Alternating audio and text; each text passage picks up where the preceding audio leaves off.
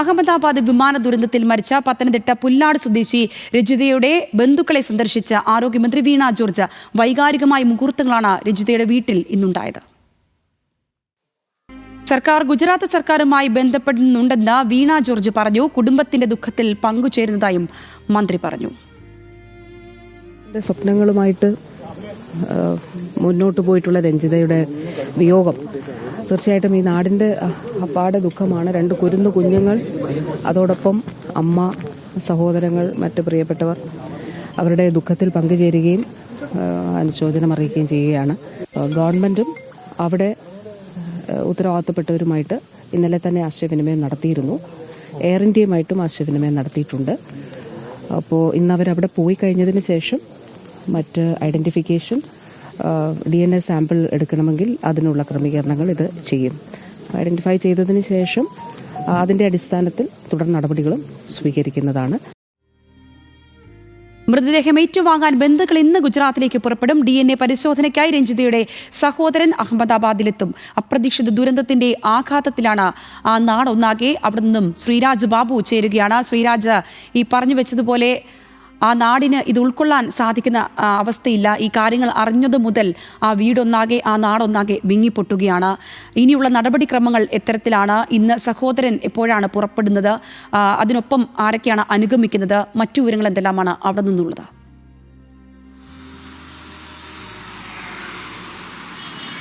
സംഗീത അല്പസമയം മുൻപ് ജില്ലാ കളക്ടറേറ്റിൽ നിന്നും ഔദ്യോഗികമായി കുടുംബത്തിന് അറിയിപ്പ് ലഭിച്ചിട്ടുണ്ട് പുറപ്പെടാനുള്ളത്. എന്തായാലും ഈ ഇളയ സഹോദരൻ രതീഷാണ് ഗുജറാത്തിലേക്ക് പോകുന്നത് DNA പരിശോധനയ്ക്ക് ആവശ്യമായ സാമ്പിൾ നൽകാനായിട്ട്. അതുപോലെ തന്നെ ഈ ബന്ധുവും ഉണ്ണികൃഷ്ണൻ എന്നാണ് അദ്ദേഹത്തിൻ്റെ പേര്. ഇവർ രണ്ടുപേരും ഒരുമിച്ചാണ് പോകുന്നത്. ജില്ലാ ഭരണകൂടം അതിനുള്ള എല്ലാ തരത്തിലുള്ള ക്രമീകരണങ്ങളും ഒരുക്കിയിട്ടുണ്ട്. സംഗീത സൂചിപ്പിച്ചതുപോലെ ഹൃദയഭേദകമായിരുന്നു മന്ത്രി വീണ ജോർജ് അടക്കം ഈ വീട്ടിലെത്തിയപ്പോഴുണ്ടായിരുന്ന കാഴ്ച. മന്ത്രി പോലും വിങ്ങിപ്പൊട്ടുന്ന ഒരു സാഹചര്യമായിരുന്നു ആ വീട്ടിലുണ്ടായിരുന്നത്. ഈ വീട്ടിലെത്തുന്നവരുടെ ആശ്വാസ വാക്കുകൾക്ക് അല്ലെങ്കിൽ അവരുടെ ആശ്വാസ വാക്കുകൾക്കൊന്നും തന്നെ നികത്താൻ കഴിയുന്നതല്ല ഈ വീട്ടിലുണ്ടായ നഷ്ടമെന്ന് നമുക്ക് എല്ലാവർക്കും അറിയാം. ആ വീടിൻ്റെ അത്താണിയായിരുന്നു, ആ വീടിൻ്റെ നട്ടലായിരുന്നു രഞ്ജിത. ആ രഞ്ജിതയുടെ മരണം ഈ പുല്ലാട്ടെ ആളുകൾക്കെല്ലാം തന്നെ ഒരുപോലെ വലിയ ദുഃഖമുണ്ടാക്കുന്നതാണ്, ഒരുപോലെ വലിയ നഷ്ടമുണ്ടാക്കുന്നതാണ്. നേരത്തെ നമ്മൾ സൂചിപ്പിച്ചതുപോലെ തന്നെ, നമ്മൾ പറയുന്നത് പോലെ തന്നെ വലിയ സ്വപ്നങ്ങൾ ബാക്കി വെച്ചുകൊണ്ടായിരുന്നു ഇത്തരത്തിൽ രഞ്ജിതയുടെ മരണത്തിലേക്കുള്ള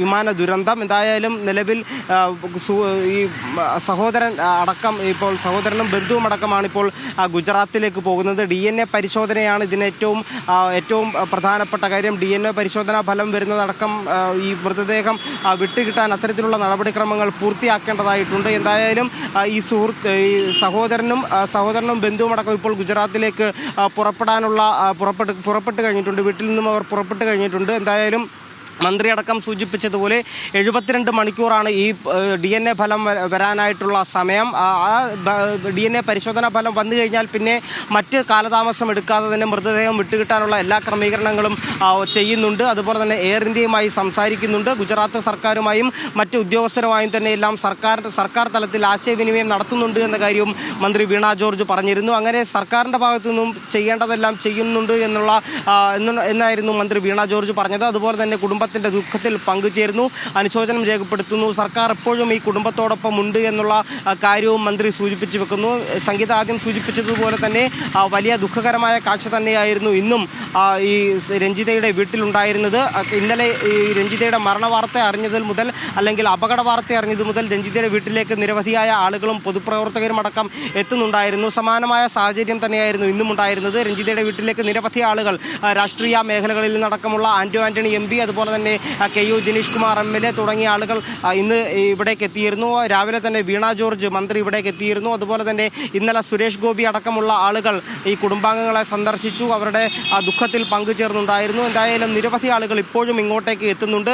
ഇനിയുള്ള നടപടിക്രമങ്ങൾ DNA പരിശോധനാ ഫലം വന്നതിന് ശേഷം മാത്രമായിരിക്കും. കാരണം നമുക്കറിയാം, പൂർണ്ണമായും കത്തി നശിക്കുന്ന ഒരു സാഹചര്യമുണ്ടായിരുന്നു ആ വിമാനം. അതുകൊണ്ട് തന്നെ ഇവരുടെ കയ്യിലുണ്ടായിരുന്ന സാധനങ്ങളോ അങ്ങനെ ഒന്നും ഇതൊന്നും തന്നെ ഇനി കണ്ടെത്താൻ സാധിക്കുന്ന ഒരു കാര്യവുമല്ല. അതുകൊണ്ട് തന്നെ DNA പരിശോധനാ ഫലം ഏറ്റവും പ്രധാനപ്പെട്ടതാകുന്നത്. കാരണം DNA പരിശോധനാ ഫലത്തിലൂടെ മാത്രമേ മൃതദേഹങ്ങൾ തിരിച്ചറിയാൻ സാധിക്കുകയുള്ളൂ. അത്തരത്തിൽ ഔദ്യോഗികമായി ഇത് മൃതദേഹങ്ങളെ തിരിച്ചറിയാൻ സാധിച്ചാൽ മാത്രമായിരിക്കും മൃതദേഹങ്ങൾ വിട്ടു നൽകുന്നതിനടക്കമുള്ള നടപടികളിലേക്ക് കടക്കുക. അതെന്തായാലും 4 ദിവസത്തോളം എടുക്കുമെന്ന് തന്നെയാണ് നമുക്ക് മനസ്സിലാക്കാൻ സാധിക്കുന്നത്. കാരണം 3 ദിവസം 72 മണിക്കൂറാണ് ഇത്തരത്തിൽ DNA പരിശോധനാ ഫലം അറിയാനായിട്ടുള്ളത്. അതറിഞ്ഞതിന് ശേഷം മാത്രമായിരിക്കും തിരികെ മൃതദേഹം പുല്ലാട്ടെ വസതിയിലേക്ക് കൊണ്ടുവരിക. എന്തായാലും ഒരുപാട് ആഗ്രഹങ്ങൾ ബാക്കി വെച്ചുകൊണ്ടാണ് രഞ്ജിത മരണത്തിലേക്ക് എത്തിയത്. മരണം സംഭവിച്ചത് ആ പുതിയ വീട് നിർമ്മാണത്തിലിരിക്കുന്ന പുതിയ വീടിന് ഗൃഹപ്രവേശന ചടങ്ങിനുള്ള തീയതി വരെ നിശ്ചയിച്ചിരുന്നു. 28 ശ്രീരാജ്, അത് അതീവ സങ്കടകരം തന്നെയാണ് അവിടെ നിന്നുള്ള കാഴ്ചകൾ. ശ്രീരാജ് ബാബുവാണ് അവിടെ നിന്നുള്ള വിവരങ്ങൾ പങ്കുവച്ചത്.